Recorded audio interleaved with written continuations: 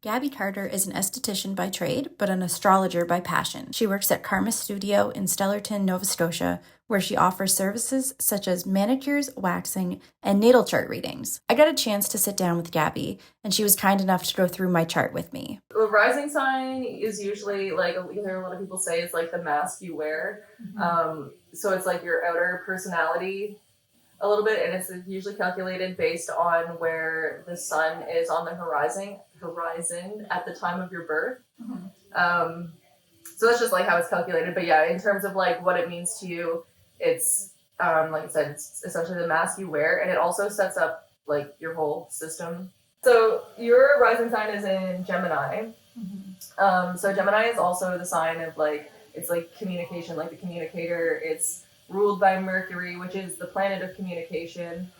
If you think of like Mercury in terms of like even like mythology and stuff, it's like Mercury, or like Hermes in Greek mythology is like the messenger of the gods. Okay. So Mercury is like how we communicate and like process information.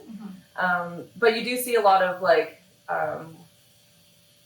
in journalism and stuff, like Gemini is a very like journalistic kind of sign, I guess, because it is so communicative. It's like that would be the roots in like your home life. So your MC being your public life and kind of like what you would do for a career. That connects directly back to your sun and your Mercury, which is also again connected to your Gemini ascendant. So it's in what's called a trine. So that's a harmonious aspect. In this situation, it looks like, you know, it kind of, again, like I said, puts an emphasis on like the journalism aspect, because you're literally taking like the words and like putting it out to the people and communicating different things to people.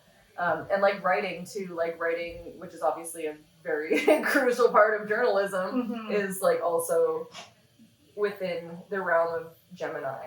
So, yeah, because like when I was a little kid, I used to write all the time. We didn't have, like, we had dial-up because we lived way out in the country.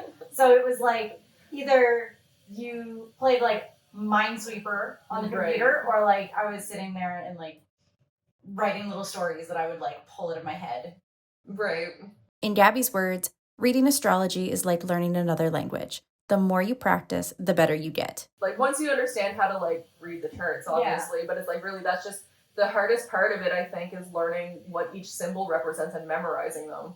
That's personally was the hardest part for me. And then it's like the rest kind of just like flows together. And once you start recognizing the patterns and picking up on them, it's like, oh, this makes so much sense now.